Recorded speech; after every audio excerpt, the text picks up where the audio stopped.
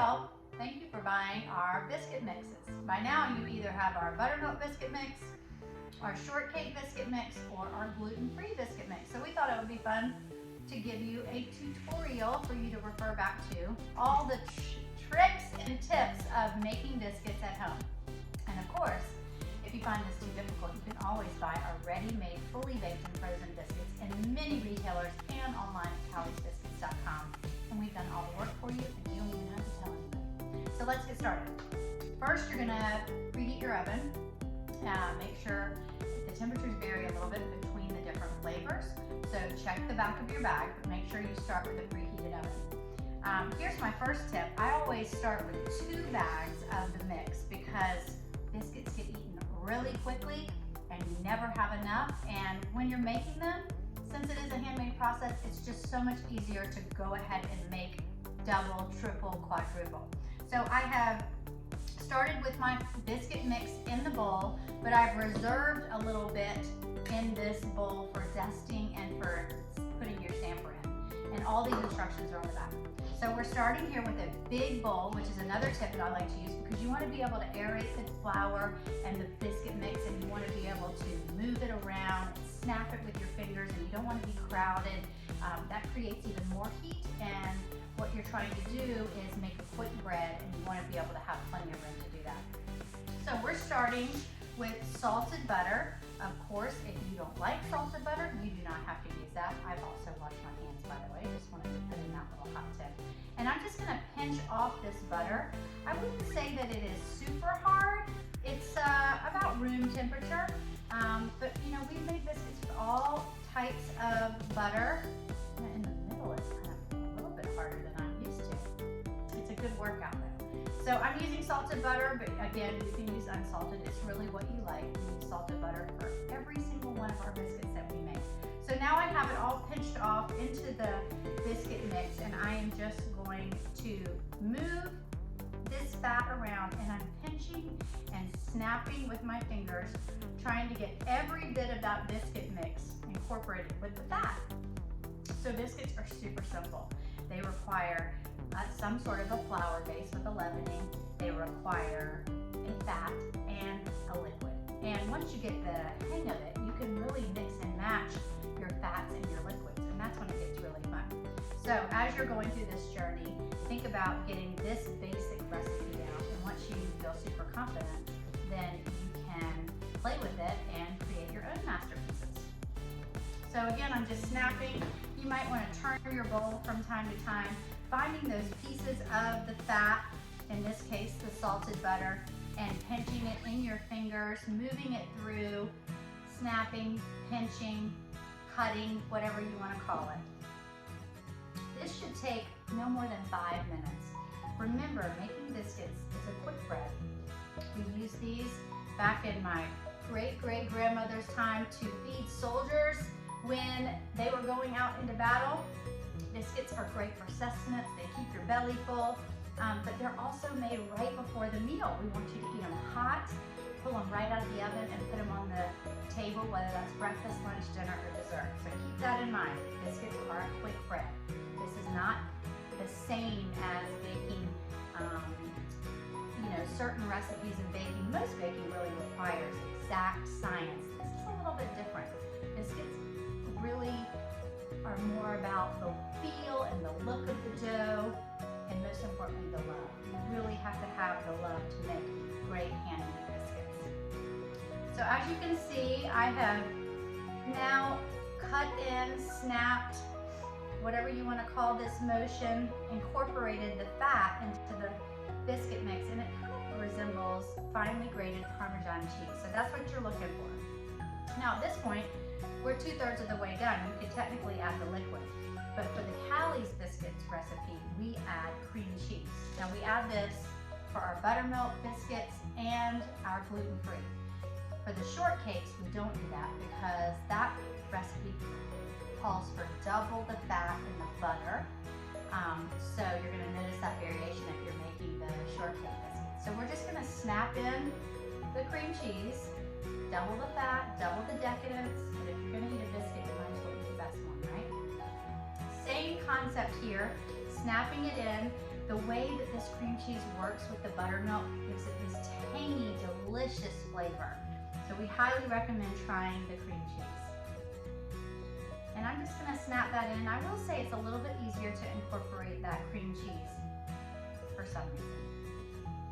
I also have whole fat buttermilk here that we will use in the next step. And for the gluten-free recipe, your liquid calls for a little bit of whipping cream. That's kind of our secret to making this a delicious gluten-free biscuit. So you add the whipping cream with your buttermilk. So that's the variation on the buttermilk. On the gluten-free. And then the variation on the shortcake is we actually use whole milk and vanilla. So you'll mix your vanilla and whole milk together before, when you're getting all your ingredients together, and that makes the shortcake delicious. Okay, so same concept here, more snapping, more pinching, more cutting in with that cream cheese, and now I just have more finely grated Parmesan cheese look to my biscuit mix. And now I'm ready for the liquid. Now a lot of times people get stumped by this.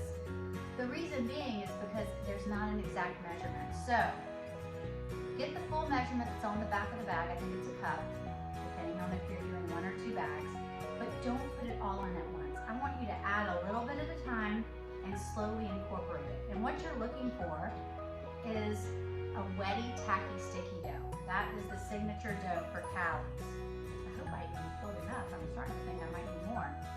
You'll notice that there's a huge variation depending on the time of year, how humid it is in your own kitchen, outside. So you can't put an exact measurement on it.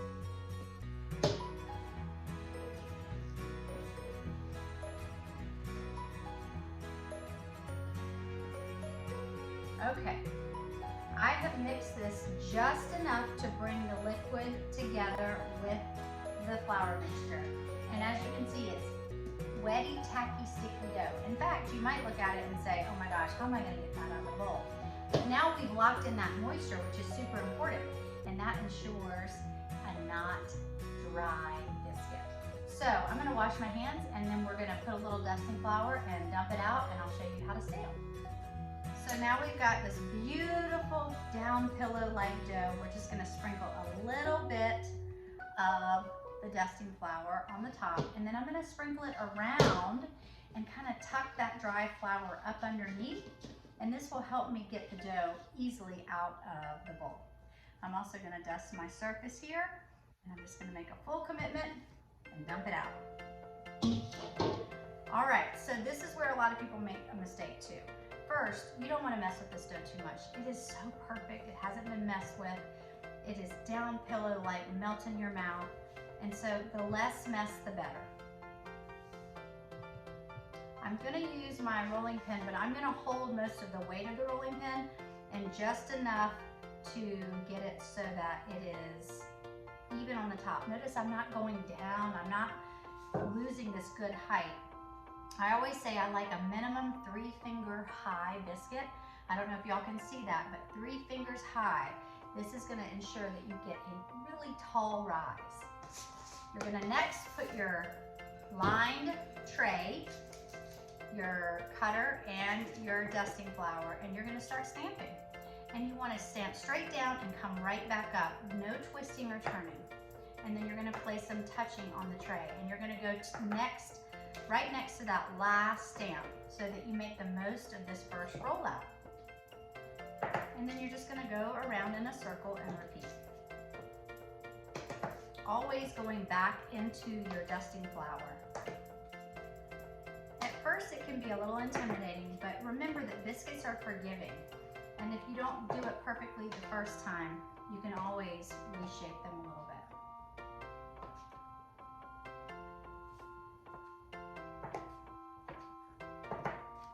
I'm using a 2-inch cutter, but you can use whatever cutter you have, and if you don't have a cutter, you can use the the rim of a juice glass or anything that you have at home that is similar to a cutter. I am going to dust the flour again and just gently put the dough back together, being careful not to overwork it. These glutens are already working, so we want to just mess with it the least possible. I'm gonna give it a quick turn with my rolling pin, but I, again, am not putting a lot of weight. I'm checking for 3 fingers. If I'm making a breakfast biscuit, I even like to go to 4 fingers high. It's really up to you. But that is the height you're looking for. And then you just repeat.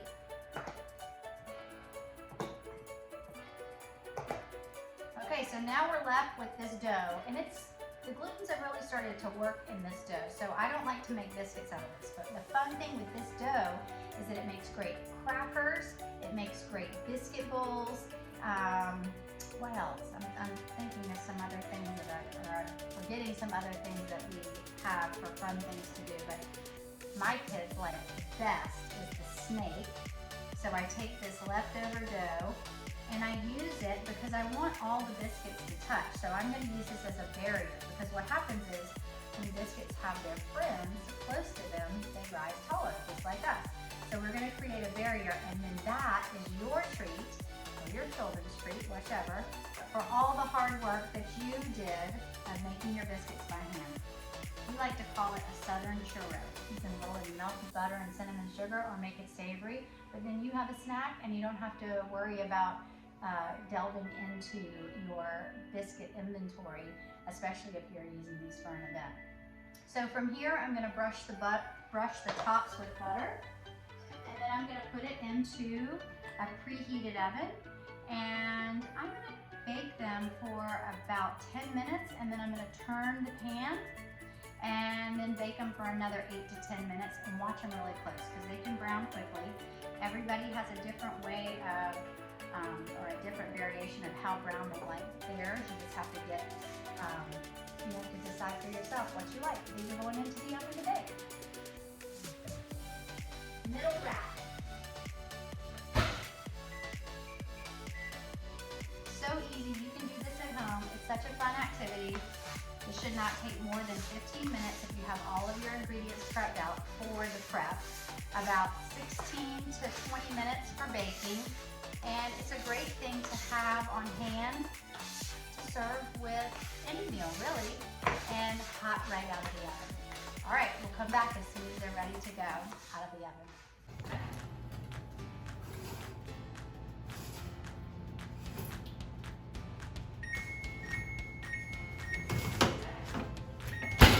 The waiting is the hardest part. I can smell the biscuits and I want to open the oven, but I know I'm going to wait until the timer is off. There's nothing better than a house with handmade biscuits in the oven. All right, let's see if they're ready. Oh, they're gorgeous, beautiful. Before we turn off the oven though, can you smell them? Let's check to make sure they are completely baked through. So, I always go towards the middle of the tray and just gently lift up the top and peek to make sure they are fully baked, and they are. So now the eating, the best part. And of course, I always like to brush a little extra butter on it, because why not? Everything else is better in life with butter, more butter. And don't forget your snake too. So I'm gonna just pull that snake off first. I need to get my little bench scraper. But this little snake rolled in cinnamon and sugar is delicious. But let me get a biscuit here for y'all to take a look at, and I'll show you how I like to open. Can you see the steam?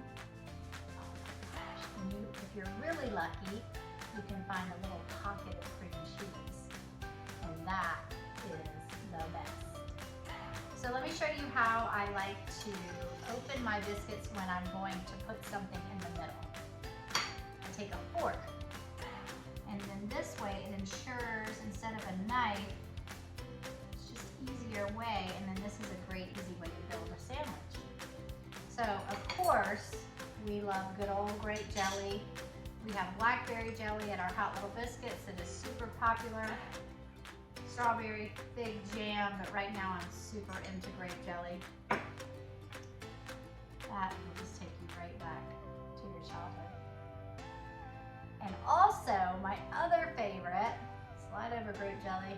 Let's get one more, because I like a sweet and a savory. I'm gonna grab one more. I'm gonna use my same forking technique. Open it up. And I'm gonna put in my personal favorite, spicy pimento cheese for a beautiful snack. Pimento cheese biscuits, grape jelly biscuits, nothing better. I cannot resist. I might just have each of these.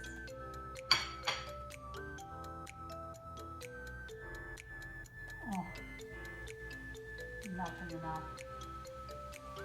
The biscuit literally crunchy on the outside, down pillow, texture on the inside, a little crunchy bottom. It's the perfect vessel for any kind of sandwich. Hopefully this will encourage you to make more handmade biscuits at home. Thanks for watching, y'all.